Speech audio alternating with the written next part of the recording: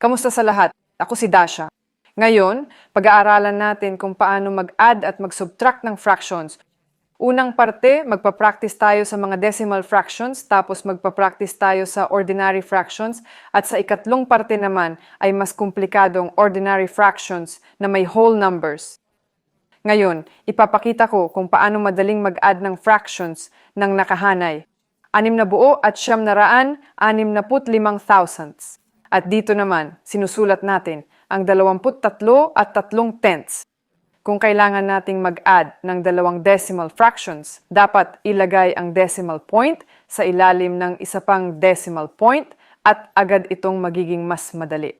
Ibig sabihin, halimbawa, ang mga whole numbers ilalagay natin ng nakapatong sa isa't isa, pati na rin ang tenths at ang decimal point ay bumababa. At kung saan walang laman pero kailangan nating mag-add, pwede gawin ito sa isip lang o pwede ring maglagay ng zero katulad ng ginawa ko. So, nailagay ang decimal point. Palagi tayong magsisimula mula sa dulo palagi. Ibig sabihin, 5 plus 0 ay 5. Mabuti. Wala tayong iniipon sa isip. Kung ano yung dati, yun pa rin. 6 plus 0, 6. Okay? Ngayon, simulan na nating sanay ng memorya at para lang masiguro, isusulat ko na lang dito. Magkano ang 9 plus 3? 12. Dalawa lang isusulat natin dito at isa sa isip. Magkano ang 6 plus 3? 9. 9 plus 1, 10. Isusulat natin ang 0 dito. Itong isa ay ginamit na natin pero kailangan pa natin ng panibagong isa dahil naging 10 tayo, di ba? At itong 2, ito na ang huling numero, dadagdagan natin ng 3, magiging 30. Kaya ang sagot ay 30 buo at 265,000. Ang susunod na halimbawa, 76 na buo at 73 sandaanan. At dito may 3 buo at 27 sandaanan. Pakiramdam ko na marami tayong iaakyat sa isip dito. 3 plus 7, 10. Isusulat natin ang 0, isa sa isip. 7 plus 2, 9 plus 1, 10. Isusulat ulit natin ang 0. Ginamit na natin ito, kaya isusulat natin ang bago. 6 plus 3, 9, pero plus 1, 0 ulit. Ginamit na natin ito at isusulat na natin ang bago. 7 plus 1, 80. Sa huli, lumalabas na ito ay 80 at dito naman ay 30, 265, ika-1,000. Ngayon, mayroon tayong dalawang halimbawa ng pagbabawas. 54 na ika-10 minus 6 na 98 ika-100. Dito kailangan nating maglagay ng 0 para sa isip mo lang pwede mong gawin to o pwede mo ring isulat. Ibig sabihin, 0 minus 8. Kumuha tayo ng isang sampuan mula rito. Kaya, 10 minus 8, ano ang sagot? 2. Pero dito natin nilalagay ang minus 1. Sa dalawang halimbawang ito, meron tayong parang nakareserbang isa at dito kabaliktaran, hiniram natin ito, hiniram mula sa susunod na numero. Ngayon, hindi na tayo 4 dito, kundi 3. Pero kahit paano, kulang pa rin tayo para mabawasan. Kaya, manghihiram tayo ng isa pang unit sa 50. 13 na tayo, di ba? Dati 3 plus 10, ngayon 13 na. 13 minus 9, magkano? 4. Siguraduhin nating maglagay ng koma. At ngayon, hindi na 50 ang nasa atin dito, kundi 49. 49 minus 6 ay 43. 88 buo ang ibabawas natin. Ibawas natin ang 9 na buo at 800 at 4 na ika-1,000. Maglagay tayo ng kunwari na koma dito. Humiram tayo ng isa pa mula sa nakaraang numero, di ba? Isa. Ang kalalabasan ay minus 1 dito sa isip. Ano? 4. Ibig sabihin, 10 minus 4. Magkano yan? 6. Tama. Dahil humiram na tayo ng isa mula sa 10 ito, kaya binura natin yan at may natira tayong 9, di ba? Kaya ang 9 minus 0 ay magiging 9. Pero ang utang na ito ay lumilipat din sa kolum na ito. Kaya hindi ito 10 dito, kundi 9 at 9 minus 8 ay magiging 1. Pagkatapos, ilipat natin ang koma at pagkatapos ay ito ay Itong utang, ibawas ng isa, ililipat pa natin at magiging hindi na 88, kundi 87. At 87 minus 9 ay magiging 78, iyon ay 78 buo at 196,000. Kumbaga dito, kung wala na tayong pagkukuhanan sa unang linya, bawas pa rin tayo para makabawas. Pero sa kasong ito, kailangan natin ilipat itong utang pasulong. Ibig sabihin sa mas malaking numero, sa mas malaking numero. Sa ikalawang parte, mag-a-add at magbabawas tayo ng mga ordinaryong fraction. 3/5 plus 6/7. Siyempre, para maidagdag natin itong dalawang fraction, kailangan natin silang gawing isang karaniwang denominator. Dito, ang karaniwang denominator ay magiging 35. Ito ang numero na pinakamababang common multiple na mahahati sa 7 at 5 nang walang natitira at ito ang pinakamaliit. Sa kasong ito, ito ay simpleng pagpaparami ng 5 sa 7. Bilang resulta, 35 hinati sa 5 magiging 7 at 35 hinati sa 7 magiging 5. 3 sa 7, 21 plus 6 sa 5 magiging 30. Sa wakas, nakakuha tayo ng 51/35. Iminumungkahi ko na dahil mas malaki ang numerator nating 51 kaysa sa denominator na 35, pwede tayong maglabas ng isang buo na numero. Ibawas natin ang 35 mula sa 51. Ano ang kalalabasan natin? 16. Ibig sabihin, 35 plus 16 ay pareho lang sa 51. Tama? 35. 35 hinati sa 35 plus 16 hinati sa 35. Sa bandang huli, lalabas dito ay 1 plus 16/35 at magiging isang buo at 16/35. Susunod na halimbawa, 5/6 plus 1/4. Hanapin natin ang pinakamaliit na karaniwang multiple para maisulat ito sa iisang denominator, 16. Subukan nating i-multiply ito sa 2. Magkano yan? 12. 12 hinati sa 4, 3 ang resulta, di ba? Oo, lumalabas na 12. Mayroon tayong pinakamaliit na karaniwang multiple at karaniwang denominator. Sa wakas, 12 hinati sa 6. Gaano karami niyan? 2. 12 hatiin sa 4 ay 3. 5 i-times ng 2 ay 10, plus 1 i-times sa 3 ay 3. Makukuha natin ang 13/12. Pareho lang ang kwento dito. Numerator natin mas malaki sa denominator, ibig sabihin 12 plus 1, hatiin sa 12 at ito, dahil pinakita ko na dito, gaano kadali mag-calculate? Oo, mas mabilis at madaling isulat. Pwede mo itong isulat as 1 at 1/12.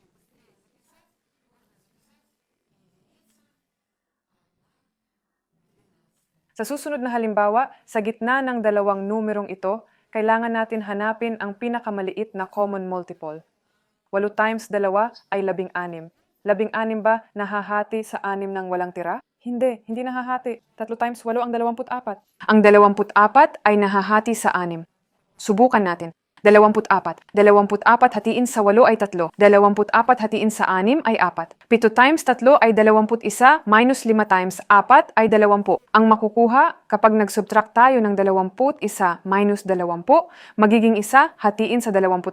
Ang fraction na ito ay simplified na, ibig sabihin numerator mas mababa kaysa sa denominator. Mahusay, ganun na lang. Ang life hack na ginagamit ko ay ang pinakamalaking denominator, sa kasong ito, ang 15. Dahil mas malaki ang 15 kaysa sa 10, nagmumultiply tayo, sinusubukan nating i-multiply ng 2, ng 3, ng 4 para makahanap ng denominator na kayang hatiin ng 10 o ng mas maliit na numero o ng mas maliit na denominator rin ng walang matitira. I-multiply natin ang 15 sa 2. Magkano? 30. Oo, ang 30 ay mahahati ng walang matitira sa 15 at 10. 30 hinati ng 10 ay magiging 3. 30 hinati ng 15 ay magiging 2. 3 beses 3, 9.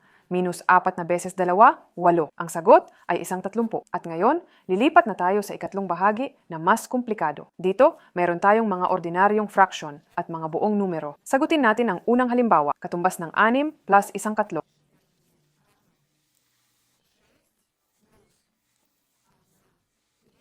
Minus 8. Hatiin na lang natin lahat para mapunta sa iisang common denominator. Pero dahil ang denominator natin dito ay isa lang, kailangan natin gawing 3 ang denominator. Sa kaso ngang ito, ano bang dapat kong hatiin na 3?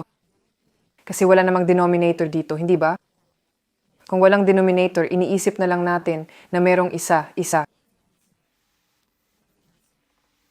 Dahil kung may 6 tayo at 6 na hinati sa isa, 6 pa rin yan. Kaya, hinahati natin ang 3 sa isa. Ilan na yon? 3. 3 sa 3, isa.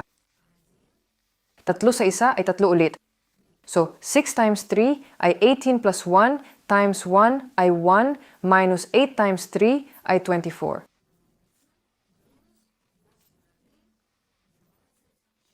18 plus 1 ay 19. 19 minus 24 at lahat ay hinati sa 3. Kaya magkakaroon tayo ng negatibong numerator minus 5 sa 3.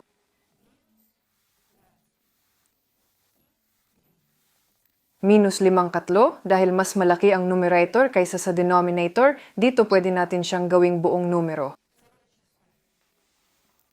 Minus 1, 2 katlo. Bakit ko ba isinulat ang exercise na ito ng 2 beses? Kasi sasagutin natin ito sa 2 paraan at makikita niyo na parehong-pareho ang resulta. Solusyonan natin ang unang paraan na eksaktong tulad ng unang exercise. Ang minus ay para sa parehong buo at sa fraction. Kaya't ikulong natin sa parenthesis ang 2 plus 2 kapito plus 4 plus 3 kalima.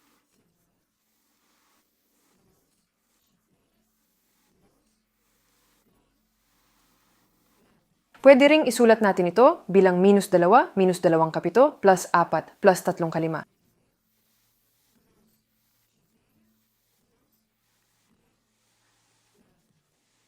Gawin natin ang buong sum na ito sa isang common denominator. Ano ang magiging common denominator natin? Dito, ang denominators ay 7 at 5. Ang pinakamaliit na common multiple natin ay 35. At ngayon, hatiin na natin, di ba? Dito parang 2 divide by 1, di ba? Isa. At ganito rin dito. Kaya, hatiin natin ang 35 sa isa. Ano makukuha natin? 35. 35 divide by 7, magiging 5. 35 divide by 1, uli, magiging 35. At 35 divide by 5, magiging 7. Bilang isang resulta, kinakalkula namin, minus 2 sa pamamagitan ng 35 ay minus 70, minus 2 sa pamamagitan ng 5 ay 10, minus 10, plus 4 sa pamamagitan ng 35 ay magiging 100 at 40, at 3 sa pamamagitan ng 7 ay magiging 21. Minus 80 plus 100 at 61, 35. Ito ay lumiliko out 100 at 61 minus 8. Magkano ito? 81.